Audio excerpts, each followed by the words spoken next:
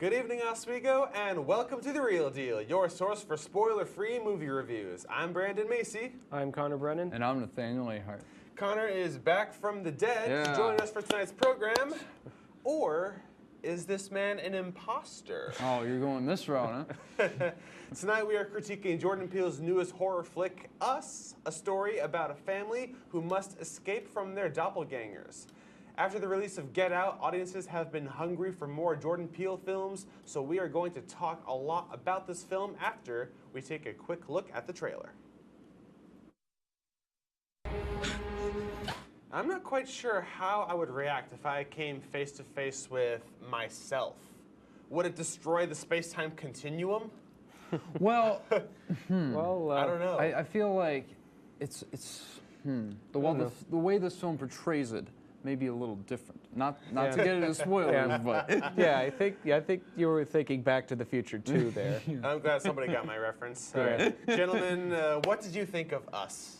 Well, I thought it was a solid horror film. I don't think it's going to be a major classic in years to come, but it managed to scare me. I was relieved that this is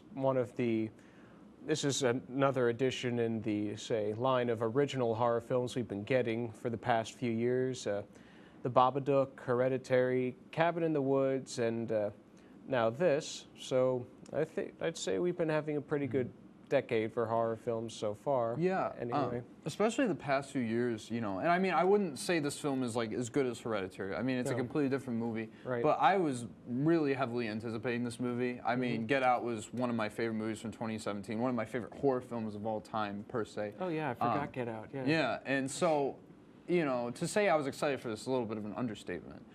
And I was a little disappointed considering the quality of Get Out, because I don't think this film is structurally or thematically as strong, but it is a really ambitious horror film that I think has some really interesting ideas.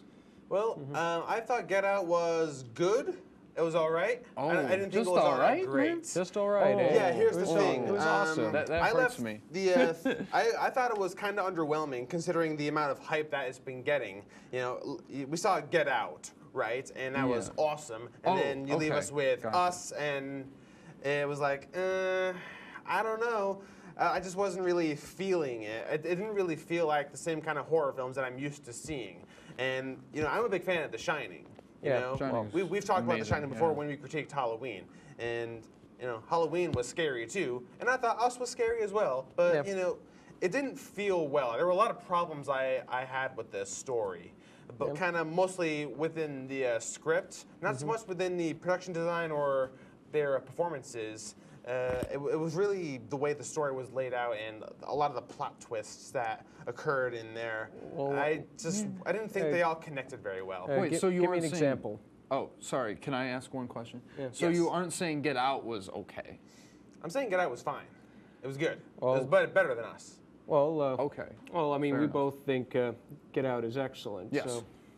The screenplay, man, so good. Well, there are a lot of elements of this film that need to be incorporated to be an effective horror film. The lighting, the suspense, the atmosphere, and all that comes with a good production design. So let's talk about that right now. This is our review of the production design of this film. So one thing that really stood out in this film was the use of masks, especially on the little boy character and his doppelganger. What do you think the mask is supposed to mean? I'm not too sure. I didn't think about that, but too much honestly. But I noticed that the real boy's mask is like a plastic a version of a horror film character It face. looked like a Chewbacca mask, to be honest. A little bit. The Chewbacca mom.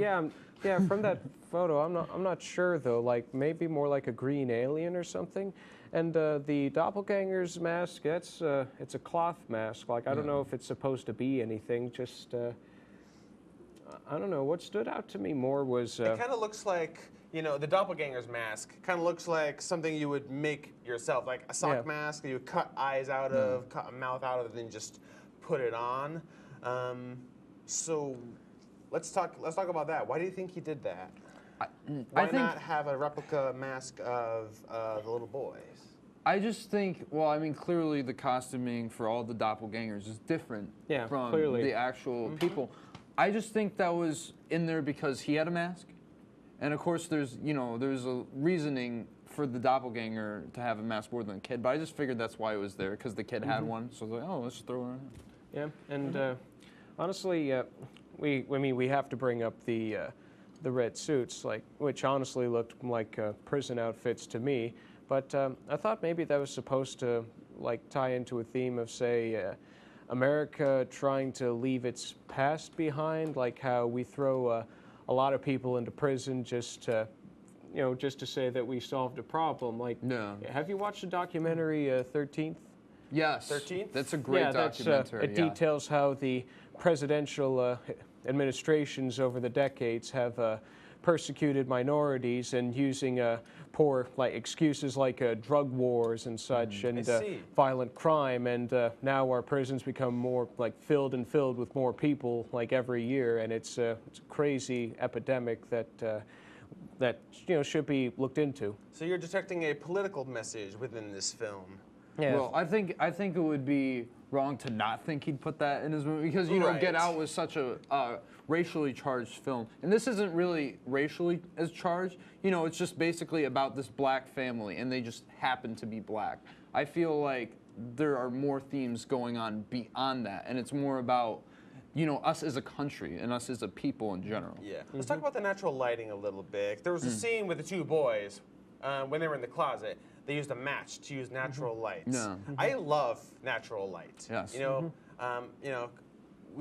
really gotta take advantage of darkness and shadows in a horror film, and this movie did a good job at doing that. And the use of natural light on the match looked really cool. Yeah. I love shots like that. The film is much more well shot than Get Out. I will say that. Also, the fun house in the beginning, when the little girl goes into the fun house in the beginning, it's sort of a bluish light, and kind of like in Moonlight, right? Yeah, and it feels muted enough, and it's felt, I don't know, it just felt very effective. All right, we need to take a short break, but when we come back, we are going to talk about the screenplay. When we return, stay tuned.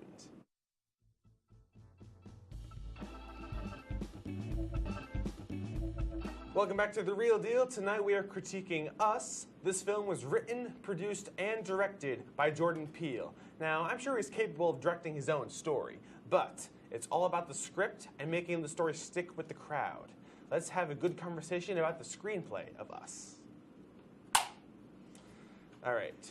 Here's my biggest problem with this movie. It was basically the story, I was enjoying it up until a certain point, until we learned more about the doppelgangers and who they are, how many of them there are. Yeah. And then the ending happened. I'm not going to spoil anything. I'm not going to spoil the ending.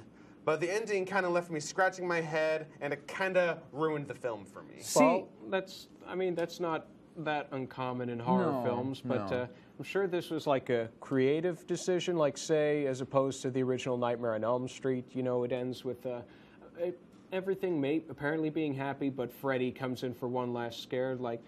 That was done because of a disagreement between Wes Craven and producer Robert Shea about a hook for a sequel. So they said, screw it, we'll use all the endings we have in mind. It's kind of weird, but it works sometimes, but sometimes it also doesn't work. Yeah. And we also saw a lot of time jumps and flashbacks in this film, which they work too. I think they do. Yeah. Yeah. I like them when they use them for expositional purposes. Yeah.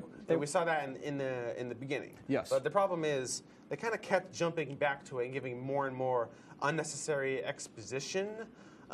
Which I thought was, I don't know, I don't think it worked all that well. I would have preferred it if they gave us kind of more subtle details in the beginning and then let the audience catch on to more of her story. Well, I didn't think they were that numerous, the flashbacks. Or at least I don't think so. And this is the thing, because I want to see it one more time. I'm actually thinking about going and seeing it tomorrow. I feel looking back on it and remembering what I saw in the film, there are some really subtle details that Peele puts in there that when you know what happens in the end, you're like, okay, yeah, that makes a lot of sense. Yeah. When I walked out of the theater, I didn't know how to feel about the ending, but when I tie that into what I interpret the film as, it makes it a bit more meaningful. But again, I have to see it one more time to really be sure my thoughts on this film. Yeah, but you know, the way it's all like set up, it begins, well, other than like the opening, which is absolutely brilliant. It's good. They have they have, of course, you know, usual setup like family going on vacation and such. You see that in quite a few horror films. Yeah, you think that's done too much? Families going on vacation? Well, maybe not if like the performances are like distinguishable enough from like the typical character cliches. And of course, then it becomes like sort of a mad slasher story partway through with the doppelgangers and a variation on the Jekyll and Hyde formula. Like, I've seen a lot of films of a lot of genres, and I've sort of a student of how genres change over time, and I feel like if you make a film of a certain genre and you're able to change it up enough, use the familiar ingredients enough in a creative way, then I think you got something unique on your hands. Like, just look at the Westerns and how darker they got over the years, like from Stagecoach to, say, Shane to The Wild Bunch, and finally to Unforgiven, which is probably the darkest the Western has ever gotten. Yeah, one of the best, too. Why scissors? This is a slasher film. Why do you think they used scissors as weapons? I don't know, like maybe again tying into the theme of cutting out the past, like and that could be it. And it's not that unique a horror weapon though, like say Dial M for Murder with Hitchcock. That was a Hitchcock film. The murderer uses that as a weapon. So, yeah, I think that's a good point. I like how you talked about Hitchcock, and I love when anyone talks about Hitchcock, really. But those are some interesting points. You know, we don't really see scissors a lot in horror films. Actually, I think I prefer to use scissors rather than a knife, because a knife is done too much. Yeah. And also, I do want to say, because I already touched on this, that structurally I think Get Out's a much better film. But there is some really interesting things structurally, and there's, you know, they plant stuff and it pays off. So I do respect that kind of screenwriting. Good. Yeah. When we come back, we're going to talk about the performances of the lovely families centered around this film. Don't go away. It's time to give our reviews and IMDb ratings. Nathaniel, will you please step into the void?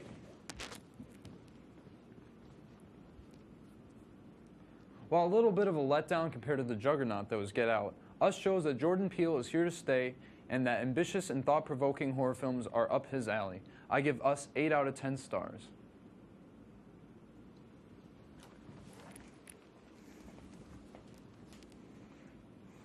Us, while not being completely clear in its message, still manages to solidly provide original scares and presents an eerie variation of the Jekyll and Hyde formula. Peele's direction is efficient, and the actors make the characters feel different from the typical horror film family. 8 out of 10 stars.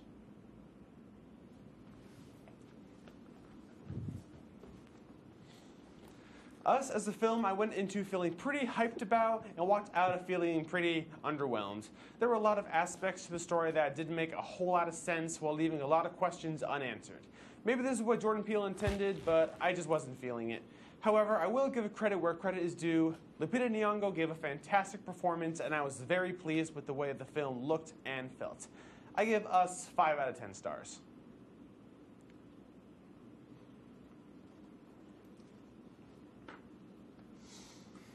All right, well, that's our show. Thank you so much for joining us this evening. Make sure you tune in next Wednesday for our review of Dumbo. Yeah, live-action remake. Are you looking forward to seeing Dumbo, boys? A little bit. Well, interested to see how it goes. I don't think it's going to be great, but I'm kind of excited to be just like, yeah, I saw it. Well, we'll find out next week. Make sure you follow the show on Twitter at @TheRealDealWTOP to stay caught up on all of our shenanigans. And we will see you next Wednesday. Have a good night.